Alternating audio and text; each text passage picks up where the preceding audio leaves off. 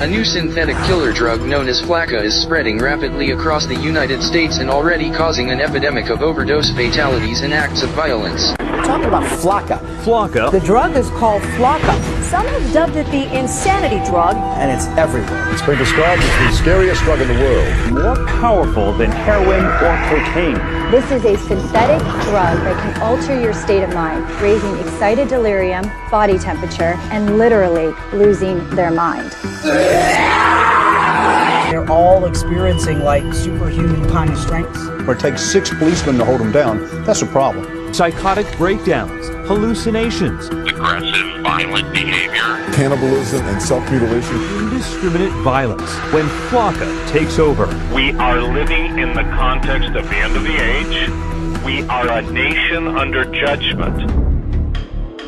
Welcome to stage 1 of the zombie apocalypse. It's been long theorized that controlled substances can bring people closer to the spirit world. Sometimes, however, what comes out of that experience isn't what you'd expect. And right now, our society is being plagued, dominated by an epidemic of controlled substances. In the 1970s, people were talking about peace and love, but nowadays, people are coming back from bad trips and total psychosis. The number of overdoses are up, as are the cases of total zombification, i.e. demonic possession. The dark side opens people up to such possessions through lack of faith and environmental conditions. And while this isn't so much an issue with people of faith or orthodox practitioners, if your foundation is public education, if your dogma is militant atheism, substances like bath salts or FLAKKA can be the ingredient that pushes you over the edge, an edge that you will never come back from. Weaponized substances such as bath salts and spice are being mixed into just about everything these days. E-cigarettes, chocolates, party drugs, with the intended purpose of fucking you up permanently. These are not the days to be experimenting with new things. These are not the days to be a party kid. Nefarious agendas are at play, and just about everything out there these days is being spiked with chemicals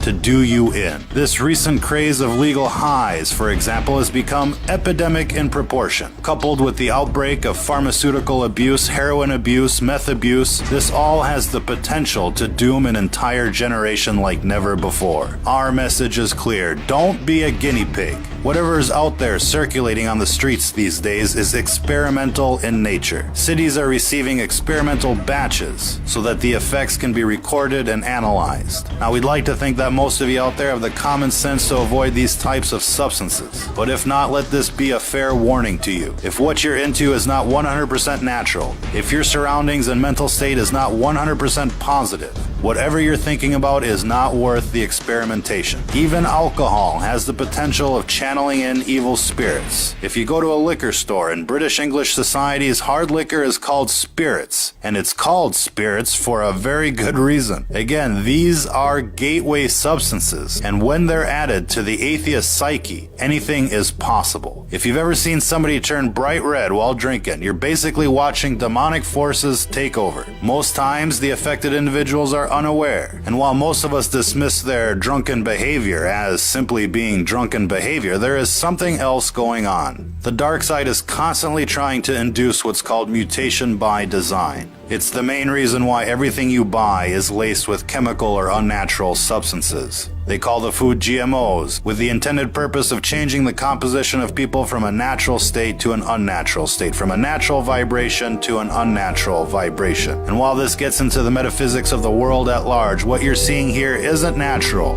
it isn't safe, and it isn't just psychosis. It's what happens when you stare into the abyss, and when the abyss stares back. If you're listening to this, you are the resistance.